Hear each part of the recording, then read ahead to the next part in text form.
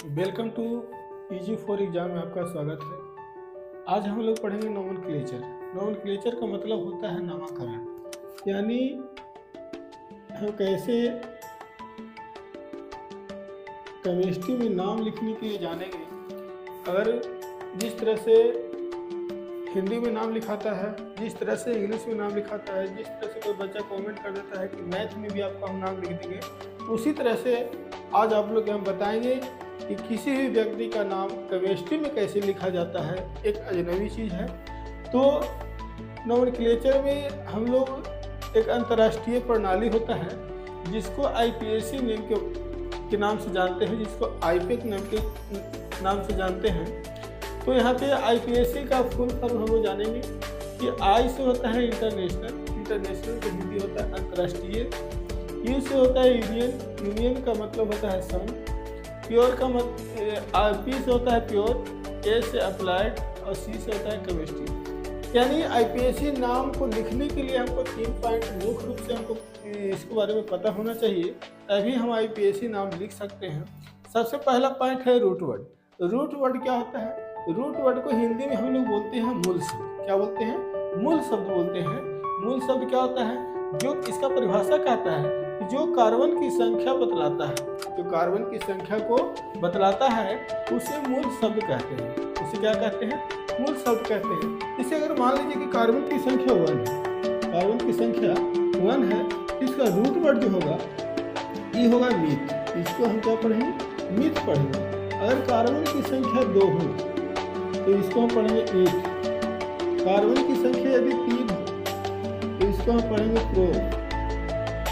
अगर कार्बन की संख्या 4 हो तो हो जाएगा ब्यू।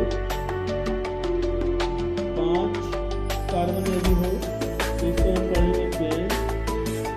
कार्बन की संख्या 6 हो तो इसको हेक्स। कार्बन की संख्या 7 हो तो हेक्स। कार्बन की संख्या 8 हो और कार्बन की संख्या यदि 9 हो तो 9।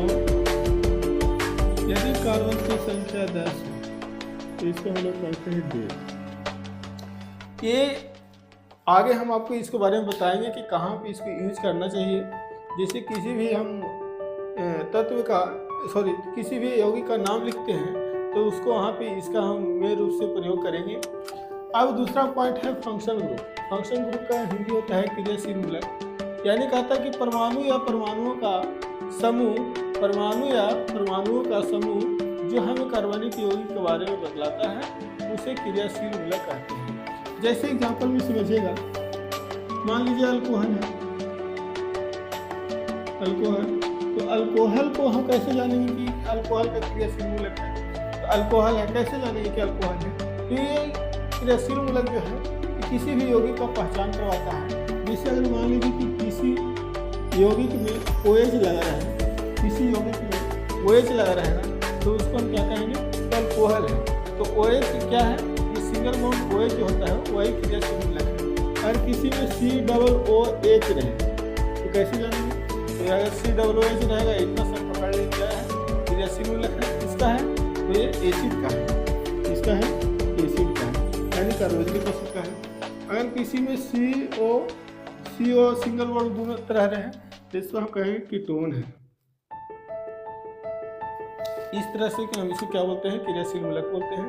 सामान्य सूत्र क्या होता है? शॉर्ट में, शॉर्ट में इसको क्या बोलते हैं? एफजी बोलते हैं। एफजी शॉर्ट में क्या बोलते हैं? इसको एफजी बोलते हैं। उसी तरह से जनरल फार्मूला हिंदी में सामान्य सूत्र होता है। अगर किसी भी, जैसे आप किसी को अल्कोहल का बोलने के, अल्कोहल का समान सूत्र क्या होता है? तो अल्कोहल का जो समान सूत्र होता है उसमें R लगा रहेगा, ROH, R single bond OH, या R का जो मान होता है CnH2n+1 सिंगल बॉन्ड OH, ये इसका समान सूत्र होगा। अगर एसिड का पूछ ले, कार्बोनिक एसिड का, तो यहाँ पे क्या रहता है? R single bond COOH। इसी को यहाँ पे पूछेगा तो CnH2n+1 सिंगल बॉन्ड, इसको बॉन्ड को COOH कई रूप में लिख सकते हैं। इसको ऐसे C डबल बॉन्ड को लिखो OH ऐसे भी लिखेगा। थोड़ा सा इसको बच्चों को भूख लगने के लिए क्या कर देगा, ऐसे भी लिख सकता है, इससे कोई काम नहीं है। तो आज हम ये नहीं पढ़ेंगे, नेक्स्ट वीडियो में हम जानेंगे कि हाइड्रोकार्बन के बारे में जानेंगे, वहाँ से नोमेनक्लेचर को स्टार्ट करेंगे। धन्यवाद, थैंक यू।